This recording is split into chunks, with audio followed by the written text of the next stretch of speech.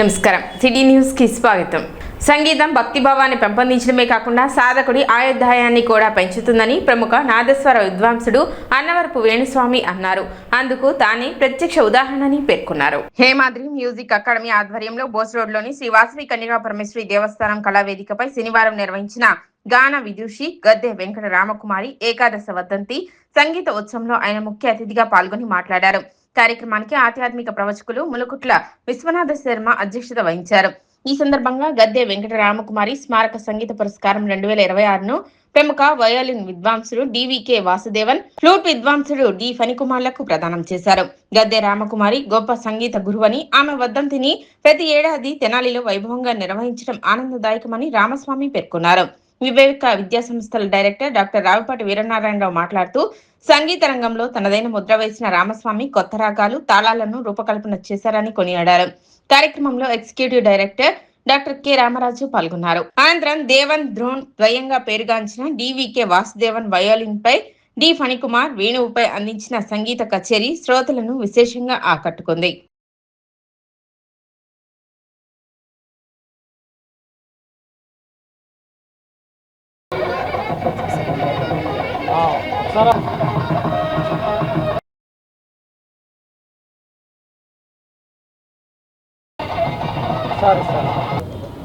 అరవింద్ గారికి అధ్యక్షులు ఎంఎస్ఆర్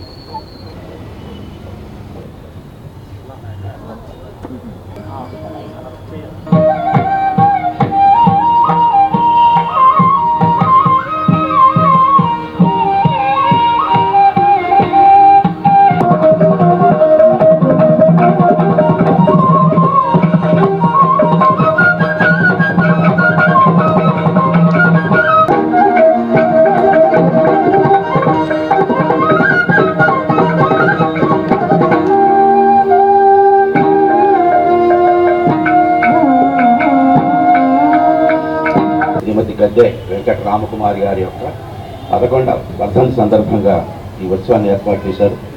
ఇలా చక్కటి ఉత్సవాన్ని ఏర్పాటు చేసినందుకు వారికి మనం కరతాళధ్వనులతో అభినందిస్తాము. మంచి అవకాశాన్ని మన తెనాలి పట్టణానికి వారు ఇచ్చినందుకు. ఈ కార్యక్రమంలో మనం ఒక అద్భుతమైనటువంటి సన్నివేశాన్ని చూస్తూ ఉన్నాం. ఏమిటంటే మన ముందు 100 సంవత్సరాలకు పైబడి వయసు ఉన్నటువంటి ఒక మహనీయుడు అన్నవరపు రామస్వామి గారు. ఎంతటి గొప్పవారంటే వీరు మన కేంద్ర ప్రభుత్వం వారు పద్మశ్రీ అవార్డు ఇచ్చి వారిని సత్కరించారు. మరి అందులో విశేషం ఒకటి ఏంటంటే 95 సంవత్సరాల యంగ్ వయసులో వీరికి పద్మశ్రీ ఇచ్చారు. మామూలు పద్మశ్రీ రకరకాలుగా ఇస్తూ ఉంటారు, కానీ 95 ఏళ్ల తర్వాత పద్మశ్రీ తీసుకున్న ఘనత అన్నవరపు రామస్వామి గారికి దక్కింది. 2-3 కొత్త మరి తాళాలను కూడా వారు సృష్టించడం విన్నాను. రాగాలు తాళాలు సృష్టించడం, శ్రీదుర్గ అనేటువంటిది కూడా ఒకటి అనుకుంటాను, బహుశా అందులో తాళం కదండి. అలాగే వేదడి అనేటువంటి ఒక తాళాన్ని సృష్టించారు. ఇలా 2-4 కొత్త రాగాల్ని తాళాలని సృష్టించిన ఘనత అన్నవరపు రామస్వామి గారికి అభినందిద్దామండి. చక్కగా అలాంటి మహానుభావులు మన తెనాలి రావడం, మన ఊరుగా అక్కడ ఉండటం, వారి దర్శన భాగ్యం మనకు కలగటం మనందరికీ అదృష్టంగా భావించుకోవాలి. సంగీతం పాడితే ఒక్కొక్క స్వరంలో ఒక్కొక్క సౌండ్ ఉంటుంది. సంగీతంలో ఒకే సౌండ్ ఉండదు. మనం గాలి పిలిస్తే ఒకే సౌండ్ ఉంటుంది. పాడితే రీలో ఒక సౌండ్, గాలో ఒక సౌండ్, ఇవి నడుస్తూ లాక్కుంటాయి. సంగీతం నేను 100 ఏళ్ళు దాటినాయి అంటే నాకు సంగీతం ఉంది. ఎందుకంటే గా అంటే ఒక రకమైన సౌండ్ ఉంటుంది, ఆ నరాలు లాక్కుంటాయి. అదొక సౌండ్, అదొక నరాలు లాక్కుంటాయి. సప్తస్వరాలు కదా ఇవి. ఒక్కొక్క స్వరంలో ఒక్కొక్క వైబ్రేషన్ ఉంటుంది. ఆ వైబ్రేషన్ లాక్కుంటాయి. సూక్ష్మమైనటువంటి నర్వ్స్ ఉంటుంది అందులో. వీటన్నిటిని సంగీతం తీసుకొచ్చేది సంగీతం నేనే దానికి కారణం. మండలంలోని ప్రభుత్వ పాఠశాలలకు ఎస్ఆర్కే విఎం కింద విద్యా సామాగ్రి పంపిణీ ప్రక్రియ వేగంగా కొనసాగుతుందని మండల విద్యాశాఖ అధికారి వి జయంతిబాబు తెలిపారు. తెనాలి, చెంచిపేట, కేఎస్ఎం పాఠశాలలో ఏర్పాటు చేసిన స్టాక్ పాయింట్ నుండి మండలంలోని వివిధ ప్రభుత్వ పాఠశాలలకు నోట్బుక్స్, పాఠ్యపుస్తకాలను తరలిస్తున్నట్లు ఆయన తెలిపారు. మండలంలో మొత్తం 9,043 మంది విద్యార్థులు ఉన్నారని, సోమవారం నాటికి అన్ని పాఠశాలలకు మొదటి విడత సామాగ్రి చేరేలా చర్యలు తీసుకుంటున్నట్లు పేర్కొన్నారు. మొదటి విడతలో నోట్బుక్స్, పాఠ్యపుస్తకాలు పంపిణీ చేయగా రెండో విడతలో స్కూల్ బ్యాగులు, బెల్ట్లు, యూనిఫామ్లు పంపిణీ చేయనున్నట్లు వెల్లడించారు. అలాగే విద్యార్థులు, తల్లిదండ్రులు ప్రభుత్వం రూపొందించిన లిప్ యాప్ సేవలను సద్వినియోగం చేసుకుని పిల్లల విద్యా పురోగతిని ఎప్పటికప్పుడు తెలుసుకోవాలని ఆయన సూచించారు. అలాగే విద్యార్థుల తల్లిదండ్రులు ప్రభుత్వం రూపొందించిన లిప్ యాప్ సేవలను సద్వినియోగం చేసుకుని పిల్లల విద్యా పురోగతిని ఎప్పటికప్పుడు తెలుసుకోవాలని ఆయన సూచించారు.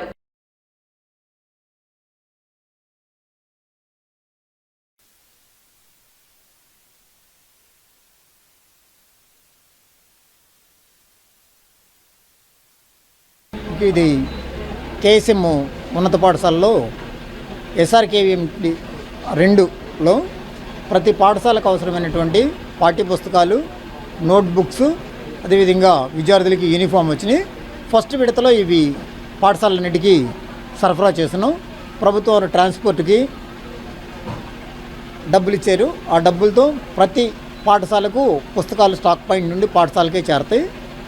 ఈ స్కూల్ రీఓపెన్ చేసేదాకా కూడా మాకు టైం పడుతుంది. ప్రతి సోమవారంతో మండలంలో ఉన్నటువంటి 97 పాఠశాలలకు పాఠ్యపుస్తకాలు, యూనిఫామ్స్, నోట్బుక్స్ అందజేస్తాం. మొత్తం 9,043 విద్యార్థులు ఉన్నారు. వారందరికీ సరిపోయినటువంటి పాఠ్యపుస్తకాలు, యూనిఫామ్స్, నోట్బుక్స్ ఎస్ఆర్కేవిఎం 2లో ఫస్ట్ ఫేజ్లో వచ్చినాయి. బెల్టులు, బ్యాగ్స్, షూస్ సెకండ్ ఫేజ్లో వస్తాయి. రాగానే విద్యార్థులకు ఏ విధమైనటువంటి అసౌకర్యం లేకుండా అందరికి అందజేస్తాం. పేరెంట్స్ అందరూ కూడా ప్రభుత్వం వారు లీప్ యాప్ని డౌన్లోడ్ చేసుకోమని తెలియజేశారు. లీప్ యాప్లో మీ అభిప్రాయాలను తెలియజేయాలి కాబట్టి ప్రతి ఒక్క పేరెంట్ కూడా లీప్ యాప్ని డౌన్లోడ్ చేసుకుని మీ పిల్లలు ఎలా చదువుతున్నారు, మీ పిల్లల పాఠశాలకు వెళ్తున్నారా లేదని దానిలో చూడవచ్చు. మీ పిల్లల మార్కులు అన్నీ కూడా దానిలో చూడడానికి అవకాశం ఉంది. కాబట్టి దయచేసి తెనాలి మండలంలో ఉన్నటువంటి విద్యార్థుల తల్లిదండ్రులందరూ కూడా దాదాపు అందరూ స్మార్ట్ ఫోన్లో ఉపయోగిస్తున్నారు. కాబట్టి లీప్ యాప్ను డౌన్లోడ్ చేసుకుని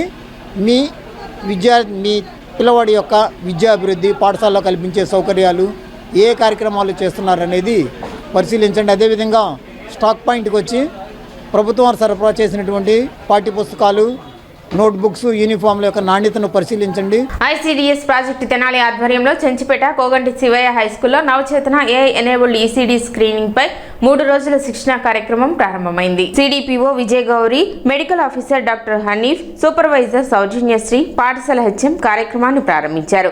ఈ సందర్భంగా విజయ్ గౌరి మాట్లాడుతూ 0 నుండి 6 సంవత్సరాల పిల్లల అభివృద్ధి మైలురాళ్లను గుర్తించి తల్లిదండ్రులకు అవగాహన కల్పించడం, పిల్లల ఎదుగుదలలో ఏవైనా ఆటంకాలు ఉన్నాయో గుర్తించడం ఈ కార్యక్రమం ప్రధాన ఉద్దేశమని తెలిపారు.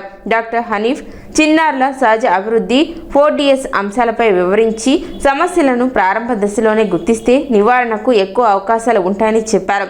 సూపర్వైజర్ సౌజన్యశ్రీ మాట్లాడుతూ కార్యకర్తలు శిక్షణను సద్వినియోగం చేసుకుని క్షేత్రస్థాయిలో విజయవంతంగా అమలు చేయాలని సూచించారు.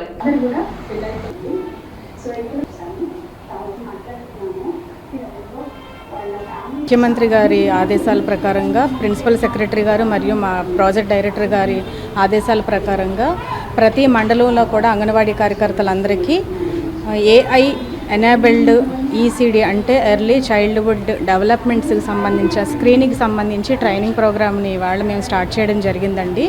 అంటే ఫీల్డ్లోని మన 0 నుంచి 6 సంవత్సరాల్లో పిల్లలు ఎవరైతే ఉన్నారో వాళ్ళ యొక్క అభివృద్ధులన్నీ కూడా ఎలా జరుగుతున్నాయి అన్న దాని మీద స్క్రీనింగ్ చేసి ఆర్టిఫిషియల్ ఇంటెలిజెన్సీ ద్వారా కూడా స్క్రీనింగ్ చేయడం జరుగుతుంది.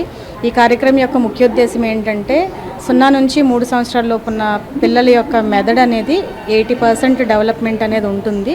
6 సంవత్సరాల లోపు 90% పెరుగుతుంది. అయితే ఏదైతే ఎక్కువ పర్సంటేజ్ డెవలప్మెంట్ అనేది 3 సంవత్సరాల లోపు పిల్లలకు మాత్రమే ఉంది కనుక ఈ లోపున్న పిల్లల యొక్క ఎదుగుదలని అంచనా వేయాల్సిన అవసరం చాలా ముఖ్యంగా ఉంది. ఈ సమయంలో వాళ్ళ ఎదుగుదలలో సక్రమంగా ఉన్నాయా లేదా అన్నది తెలుసుకొని తద్వారా ఎలాంటి చర్యలు తీసుకోవాలి, ఏవైనా సమస్యలు ఉన్నట్లయితే కనుక వాటి నుంచి పిల్లల్ని బయటకు తీసుకురావడానికి ఎలాంటి జాగ్రత్తలు తీసుకోవాలనే దాని మీద కార్యకర్తలందరికీ శిక్షణా కార్యక్రమాన్ని ప్రారంభించడం జరిగింది. ఇక్కడ నేను ఈ ప్రోగ్రాంలో నేను మెయిన్గా చెప్పడానికి వచ్చింది ఏంటంటే, పిల్లలు మనకి ఓన్లీ భోజనం పెట్టడానికి తల్లిదండ్రులు ఫోన్లు ఇచ్చేయడం, ఇప్పుడు 2020 తర్వాత ADHD, ఆటిజం అని కొత్త డిసీజెస్ ఎక్కువ శాతం పిల్లల్లో కనిపిస్తున్నాయి. సో అలాంటి డిసీజెస్ గురించి వీళ్ళకి అంగన్వాడీ కార్యకర్తలకి నేను అవగాహన ఇవ్వడం కోసం వచ్చాను. అలానే మనకి పుట్టిన దగ్గర నుండి వాళ్ళకుండే బర్త్ డిఫెక్ట్స్, వాళ్ళ పోషణ అవి ఎలా ఉంటాయి, వాటిని మనం తక్కువ టైంలో ఎలా గుర్తించవచ్చు అనేది మేము ఈ అంగన్వాడీ కార్యకర్తలకి అవగాహన కోసం ఈరోజు ఈ ప్రోగ్రాం జరుగుతుందండి. ఈరోజు ICDS ప్రాజెక్ట్ పరిధిలో అంటే మనకి AI ఎనేబుల్ ECD స్క్రీనింగ్ మీద శిక్షణా కార్యక్రమాలు ఇవ్వమని పైనుంచి ఆదేశాలు ఇచ్చి ఉన్నారు. ఆల్రెడీ అంగన్వాడీ స్కూల్స్లో 0 to 6 years వరకు పిల్లలకి సేవలు అందిస్తూ వాళ్ళ యొక్క పోషణ ఆరోగ్యాన్ని గురించి చూస్తున్నా కూడా నవచేతనాలో పిల్లల యొక్క అభివృద్ధుల్లో ఉన్న డిలేస్ని లేట్గా వాళ్ళ యొక్క మైల్ స్టోన్స్లో ఏమైనా స్లోగా ఉన్నాయేమోనని మనం తెలుసుకోవడానికి AI ద్వారా ఒక యాప్ని ఇవ్వడం జరిగింది. దీని మీద అంగన్వాడీ కార్యకర్తలకు శిక్షణ ఇచ్చి తద్వారా పిల్లల్లో ఉన్న అభ్యసన నిదానంగా ఉన్న అభ్యసన ప్రక్రియలో ఏదైనా నిదానంగా ఉన్నట్లయితే అది ఏ డెవలప్మెంట్లో ఉందో అనేది ముందుగానే గుర్తించి దానికి తగిన సూచనలు అలా ఇవ్వడానికి దాన్ని హెల్త్ డిపార్ట్మెంట్ ద్వారా వాటిని ఇంప్రూవ్ చేయడమే దీని యొక్క ముఖ్య ఉద్దేశం. మంత్రి నాదెండ్ల మనోహర్ తెనాలి మండలంలోని ఆఫ్పేట, కులకలూరు గ్రామాల్లో ఆకస్మికంగా పర్యటించి పారిశుద్ధ్య పరిస్థితులు, కాలువలు, డ్రైన్లు నిర్వహణను పరిశీలించారు. స్థానిక ప్రజలతో మాట్లాడి సమస్యలు, అవసరాలను తెలుసుకున్న మంత్రి వాటి పరిష్కారానికి సంబంధిత అధికారులకు తక్షణ ఆదేశాలు జారీ చేశారు. అనంతరం గ్రామ సచివాలయ సిబ్బందితో సమావేశమై ప్రజలకు మెరుగైన సేవలు అందించడంతో పాటు పారిశుద్ధ్యం, మౌలిక సదుపాయాల అభివృద్ధిపై ప్రత్యేక దృష్టి సారించాలని సూచించారు.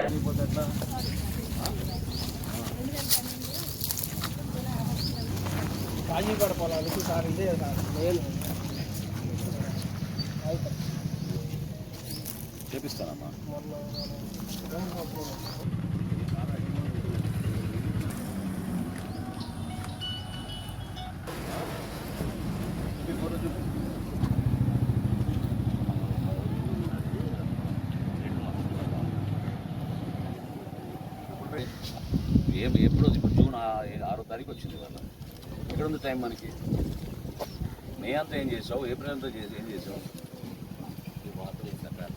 ఇప్పుడు ఇంకా ఉంది. నువ్వు చేయాల్సింది అంటే కనీసం స్ట్రెంథనింగ్ చేసుకోవచ్చు. అక్కడ దీంట్లో ఏదో ఫోటో తీసుకుంటే ఉపయోగం ఉంది. చేయాల్సింది కదా. కాదు, నువ్వు యంగ్ పర్సన్గా నీకు బాధ్యత లేదా? నీకు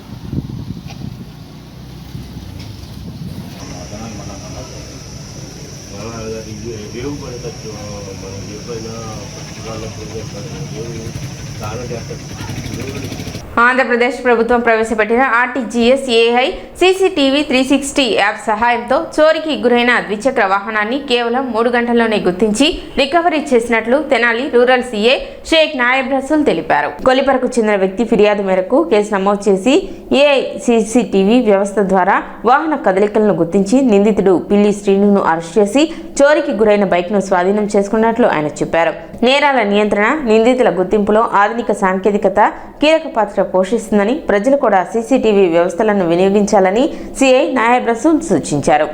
నిన్న రాత్రి కొల్లిపర విద్యుత్ ఉప కేంద్రం వద్ద మల్లెల రాజేష్ అన్న వ్యక్తి యొక్క మోటార్ సైకిల్ దొంగతనం జరిగిందని ఈరోజు మార్నింగ్ 6 గంటలకి కొల్లిపర పోలీస్ స్టేషన్కి వచ్చి కొల్లిపర ఎస్ఐ గారికి రిపోర్ట్ ఇవ్వగా వెంటనే ఆంధ్రప్రదేశ్ గవర్నమెంట్ వారు నూతనంగా ఏర్పాటు చేసిన టెక్నాలజీ అయిన RTGS AI CC కెమెరా 360 అనే యాప్లో ఆ మోటార్ సైకిల్ని అప్లోడ్ చేయమని గుంటూరు జిల్లా SP ఆదేశాల మేరకు అప్లోడ్ చేయగా వెంటనే ఆ మోటార్ సైకిల్ అప్లోడ్ చేసిన ఒక 2 అవర్స్లోనే మనకు గుంటూరు టౌన్లో 8 గంటల సందర్భంలో ఈ మోటార్ సైకిల్ మీద ఒక వ్యక్తి తిరుగుతున్నట్టు గుర్తించడం జరిగింది.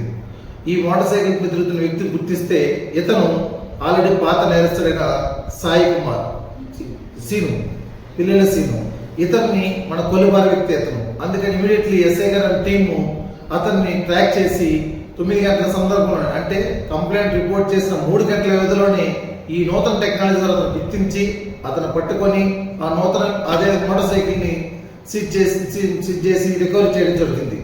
అంటే ఈ విధంగా మన ఏపీలో సుమారు 1000 కెమెరాలు number recognised and face recognised అనే ఆర్టీజీఎస్ ఏఐ సిసి కెమెరా 360 అనే యాప్ ద్వారా అప్లోడ్ చేస్తున్నారు. కనుక మన ఆంధ్రప్రదేశ్లో ఎక్కడైనా కానీ ఎవరైనా మనిషి తప్పిపోయినా కానీ మరియు మనకి మోటార్ సైకిల్ పోయినా కానీ వీటిని అప్లోడ్ చేయగానే ఆ కెమెరాల ద్వారా రికగ్నైజ్ చేసుకొని మనకు లోకల్ ఎస్హెచ్ఓ గారికి మరియు ఆ కెమెరా ఉన్న ఏరియా ఎస్హెచ్ఓ గారికి అలర్ట్ మెసేజ్ వెళ్తుంది. ఈ విధంగా వెళ్ళడం వల్ల వాళ్ళని ఇమ్మీడియట్లీ మనము ట్రాక్ చేయడం జరుగుతుంది, ఐడెంటిఫై చేయడం జరుగుతుంది. కనుక ఇలాంటి టెక్నాలజీ ప్రవేశపెట్టిన మన ఆంధ్రప్రదేశ్ గవర్నమెంట్కి ముఖ్యంగా పోలీసు వారి తరఫున ధన్యవాదాలు తెలుపుతున్నాం. సిటీ న్యూస్ ఇంతటితో సమాప్తం. నమస్కారం.